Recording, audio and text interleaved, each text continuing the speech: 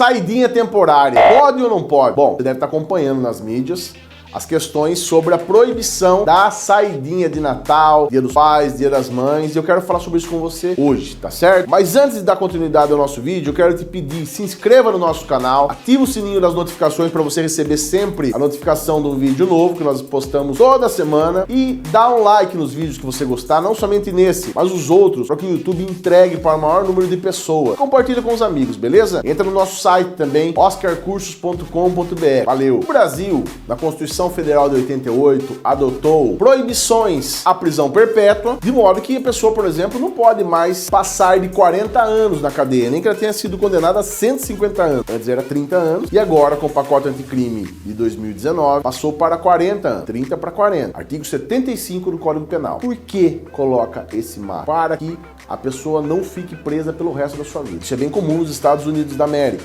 Sim, mas nosso sistema não é possível. E isso nunca mais vai mudar. Por quê? Porque as alterações que foram feitas visando os direitos humanos, os direitos individuais, inclusive do condenado, eles não podem retroagir. Esse retrocesso é proibido. Se o Brasil assim fizer, ele responde perante a comunidade internacional. Todos os vídeos eu comento, a maioria deles pelo menos, o Brasil assinou um tratado internacional, obriga ele a seguir algumas diretrizes. A prisão não é diferente. Veja, além disso, o sistema brasileiro adotou o sistema progressivo de pena. Sistema progressivo. O sistema progressivo prevê que o preso, ao iniciar num regime mais grave, ele possa, depois de um determinado tempo, ser transferido para um outro regime. Então, para você entender, pena e regime são coisas diferentes. O Brasil, no Código Penal brasileiro, prevê 3 espécies de pena: a pena de reclusão, a pena de detenção e a pena de multa. Reclusão, detenção ou multa. 3 são os regimes de cumprimento da pena. Então veja, eu falei as espécies da pena. Agora eu vou falar os regimes nos quais essa pena será cumprida. Regime fechado, regime semiaberto e regime aberto. Veja, no regime fechado, o preso não sai do sistema penitenciário. Ele fica ali encarcerado. E eu já posso te adiantar desde já. Quero dizer que eu não sou contra o encarceramento, não sou da defesa, como alguns juristas, algumas pessoas são, que cadeia só faz mal. Não, não é assim. Sou a favor de uma polícia austera, enérgica, que mostra o poder do Estado, porém defendendo os direitos e garantias fundamentais. Não tem como ser diferente. Sou professor de Direito Constitucional, sou professor de Direito Penal. Não tem como não defender isso. Mas sim, eu sou a favor que cumprimento de pena seja algo que não deixe o indivíduo pior. O Brasil tem hoje a 3ª maior população carcerária do mundo. O indivíduo fica ali ocioso, aprendendo, os que são novatos aprendendo a serem criminosos, os criminosos de dentro da cadeia ensinando os mais novos e comandando o crime aqui fora. Então, um sistema desse, é praticamente a cadeia, ao invés de ser algo ressocializador, é uma escola de altíssima eficácia de delinquência. Essa é a realidade do sistema penitenciário brasileiro na atualidade. Diante disso, eu pergunto, como funciona a progressão do regime fechado, que eu acabei de falar, para o semiaberto? Existem 2 requisitos. O primeiro requisito é chamado de requisito objetivo. Ele se refere ao tempo de pena. 1/6 da pena, se não for um crime hediondo, e se tiver bom comportamento, e o bom comportamento é o requisito subjetivo. Então, requisito objetivo mais subjetivo. O objetivo é o tempo de pena. Quantos % da pena? Qual é a porcentagem da pena que já foi cumprida de acordo com a lei? Cumpriu? Ok. Falta ainda ver o requisito subjetivo. Tem bom comportamento? Bom, quem vai falar se ele tem bom comportamento não são os colegas de cela. Quem vai falar é o diretor do sistema penitenciário. O preso entra no sistema, ele ganha uma matrícula para que seja identificado dentro do sistema penitenciário. Tudo que ele fizer durante a sua estadia ali para cumprimento de pena ficará registrado. Se ele já desobedeceu ordens de um policial penal, se ele tentou fazer entrar drogas na cadeia, se ele deu problema com outro preso, enfim, existem inúmeras normas a serem seguidas dentro do sistema, de modo que cada vez que ele pratica aquilo, fica anotado. E é com base nesse documento que o diretor do sistema penal vai, na hora hora de escrever nesse documento chamado Boletim Informativo, BI. No meio criminal nós falamos o BI, que significa Boletim Informativo, as iniciais. O Boletim Informativo vai trazer ali uma avaliação do diretor dizendo tem bom comportamento ou não tem bom comportamento. Mas ele não faz isso de uma forma solta, livre. Ele tem que se basear nas passagens, nos registros, no comportamento documentado do preso.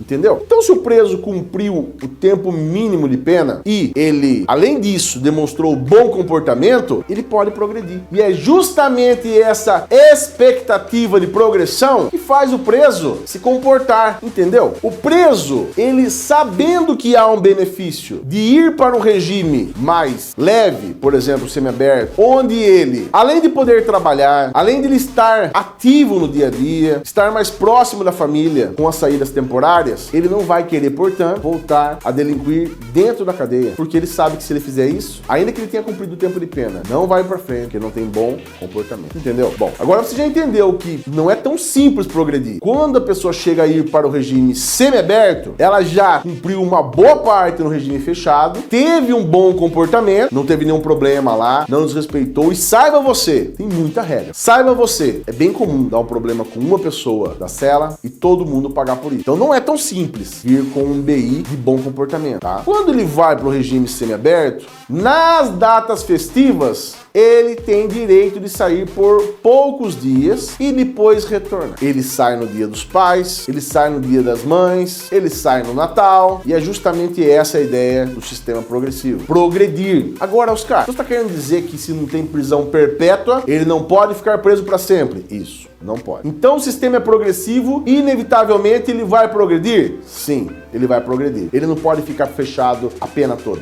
Ele tem que progredir. Então quer dizer, Oscar, que se ele progredir e cumprir uma boa parte no regime fechado, ele ainda tem que ter um bom comportamento, senão ele não consegue ir para o regime semiaberto? É exatamente isso. Quando ele vai visitar a família e volta sem ter praticado nenhum outro crime, ele está dando indícios de que ele está entendendo que ele tem obrigações com o Estado, que ele cumpriu a ordem de retorno, não fugiu, não praticou nada de errado, ele está voltando a ser um integrante da sociedade. Ele sai, ele vê o filho, ele sai, ele vê o filho dele que está crescendo e ele preso na cadeia, ele fala, meu Deus, o que eu estou fazendo aqui? O que eu fui fazer na minha vida? Eu estou preso aqui, pratiquei um crime, as crianças crescendo, minha mulher aqui, ou a mulher já rompeu o relacionamento, meu pai morreu, não pude vir ao velório. Então tem tudo isso que vai fazendo com que ele possa entender a importância de viver em sociedade de uma forma... Essa é a ideia. Depois de um tempo no regime semiaberto, mesma coisa, ele vai ter que cumprir um tempo de pena, e esse tempo de pena, somado ao bom comportamento, e como lá ele pode trabalhar, e lá ele pode estudar, a cada 3 dias de trabalho, elimina 1 dia da pena. A cada 3 dias de estudo,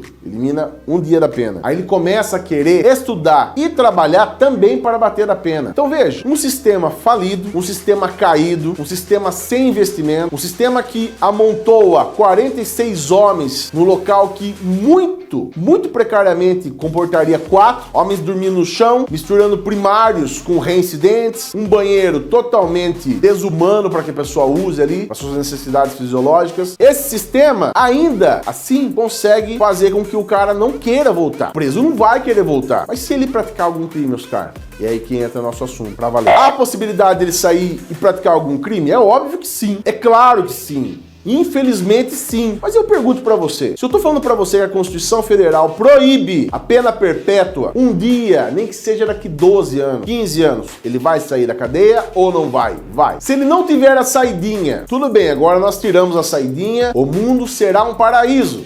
Porque é esse o discurso que os deputados, senadores que são a favor dessa restrição estão falando, olha, eles saem para praticar crimes. Bom, nós temos que ver agora, se restringindo, a criminalidade vai abaixar tanto assim. Porque se não abaixar, aí Suas Excelências, nossos parlamentares terão que explicar qual é o problema agora. Porque é mais fácil levantar essas pautas porque elas trazem votos. Mas ouça, nós estamos aqui para falar de questões técnicas. Não é bem assim, não é bem assim. Se ele vai sair da cadeia um dia, é melhor que ele saia assim, subitamente, depois de 15 anos preso, ou é melhor que ele almeje se comportar para ir de um regime mais grave para outro menos gravoso, e desse menos gravoso para ir para o regime aberto? E no regime aberto ele não está livre também. Ele não pode passar de 10 horas na rua, não pode frequentar casa de prostituição, não pode frequentar lugares de moral duvidosa, bares, locais de conhecido ponto de tráfico de drogas ou qualquer outra prática criminosa. Então, não é tão simples assim. A proposta ficou muito em cima dos crimes hediondos. Eu quero que você saiba que os crimes hediondos, cuja lei é a 8.072 de 1990, ela inicialmente previa proibição de progressão para os crimes cometidos de acordo com a lei de crimes hediondos. A lei dos crimes hediondos traz um rol de crimes. Então esses crimes não podiam progredir. Tirava a cadeia de ponta a ponta, como se diz no meio criminal. Tirava a cadeia inteira. Não é essa, não. Aí o STF, analisando um recurso a respeito disso, falou, mas essa lei, infelizmente, não é constitucional. A lei dos crimes hediondos, ela já traz um rigor maior. A lei dos crimes hediondos já traz um rigor maior, mas se nós não permitirmos que ele progrida, nós estaremos aplicando o caráter perpétuo à pena e nós não podemos, porque a Constituição proíbe. Apesar do crime ser mais grave, por isso tem uma lei específica para isso, eles podem progredir sim. E a partir de então, quem praticava crime hediondo começou a progredir em regime. Qual que foi o problema? Quem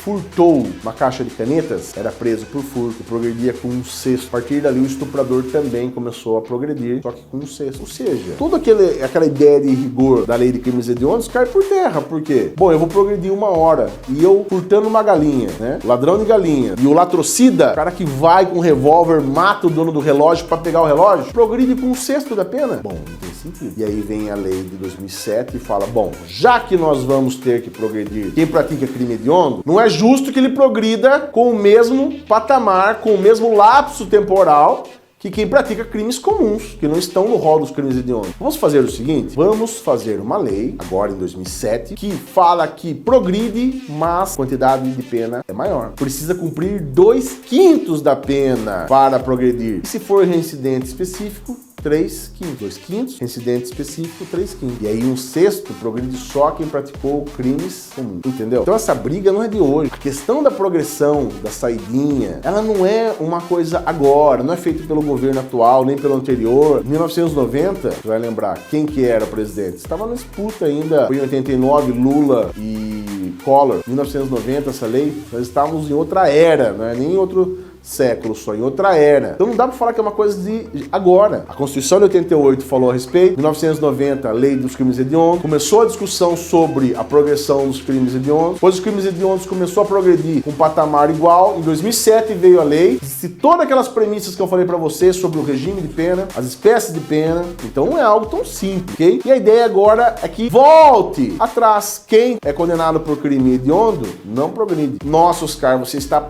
protegendo quem pratica crimes hediondos. Absolutamente. Acabei de dizer pra vocês, mas eu vou repetir. A ideia aqui não é essa. A ideia é que você analise como essas questões são técnicas. Não são discussão de boteco. Aparentemente, olhando como sociedade, nós falamos, olha, é isso mesmo. Eu quero me sentir mais seguro. Também quero. Minhas filhas também querem. Minha esposa, minha família, meus amigos. Mas nós, que somos do direito, nós temos a obrigação de olhar para essas questões sem emoção, do ponto de vista técnico. E veja, isso não vai adiante. Tudo isso que está acontecendo vai fortalecer o discurso desses deputados, desses senadores, com um discurso enérgico, dizendo que as leis têm que ser mais duras. E eu fico me perguntando como que nós no Brasil lidaríamos com leis mais duras, sendo que nós paramos na vaga de idoso sem ser idoso, na vaga de deficiente sem ser deficiente. Nós desrespeitamos regras mínimas. Você está preparado para leis mais rígidas? Pense a respeito disso. Nosso ordenamento jurídico, ele é feito com base na transformação da história. Eu falei com vocês em vídeos anteriores, mas quero repetir. A Constituição de 88 tem tantos direitos por conta de um fator histórico que tinha ocorrido no Brasil e no mundo nos últimos anos. Isso também não é diferente. Esse apelo pela suposta segurança que vai trazer a proibição tem que ser revisto. Então, com relação à saidinha, sou contra a proibição. Eu, como advogado criminalista que sou há 17 anos, professor de Direito Penal há 12, conheço presídio em todo o estado de São Paulo.